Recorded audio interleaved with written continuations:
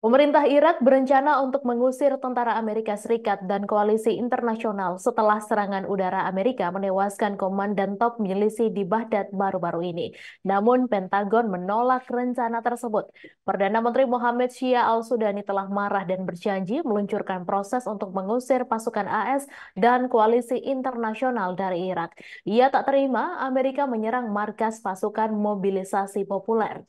Pentagon mengatakan Amerika Serikat tidak memiliki rencana untuk menarik pasukannya dari Irak meskipun Baghdad telah mengumumkan bahwa mereka akan memulai proses pengusiran pasukan Amerika.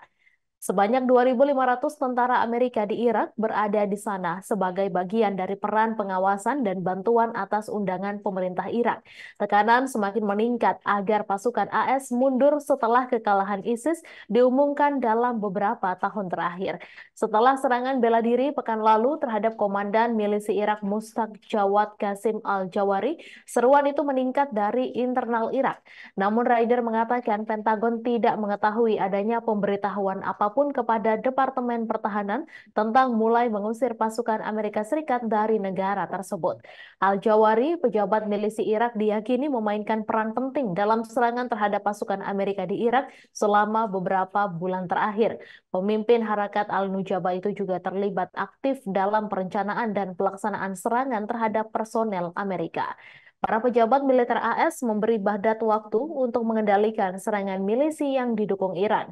Beberapa hari sebelum Natal, Jenderal Militer Amerika Serikat untuk Timur Tengah mengadakan pembicaraan dengan Ketua Kepala Staf Gabungan dan Menteri Pertahanan Lloyd Austin untuk membahas kemungkinan respons.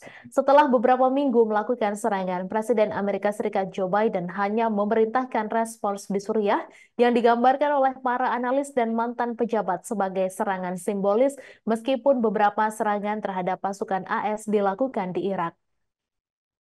Diketahui, pasukan Amerika di Irak dan Suriah telah menjadi sasaran lebih dari 120 kali sejak 17 Oktober setelah serangan Hamas terhadap Israel.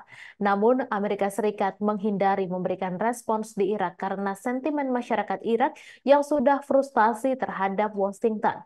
Militer AS kemudian menargetkan milisi yang didukung Iran di Irak dan membunuh beberapa milisi lebih dari satu kali. Menteri Pertahanan Amerika Serikat Lloyd Austin telah berbicara dengan Perdana Menteri Irak tentang kewajiban Baghdad untuk melindungi personel diplomatik dan militer AS. Menteri Luar Negeri Antony Blinken juga mengadakan pembicaraan serupa dengan Perdana Menteri Irak untuk menyampaikan pesan serupa. Austin mengatakan Amerika Serikat mempunyai hak untuk bertindak membela diri terhadap mereka yang menyerang pasukan Amerika dan menyebut Kateb Hezbollah dan Harakat Al-Nujaba yang didukung Iran berada di balik sebagian besar serangan tersebut.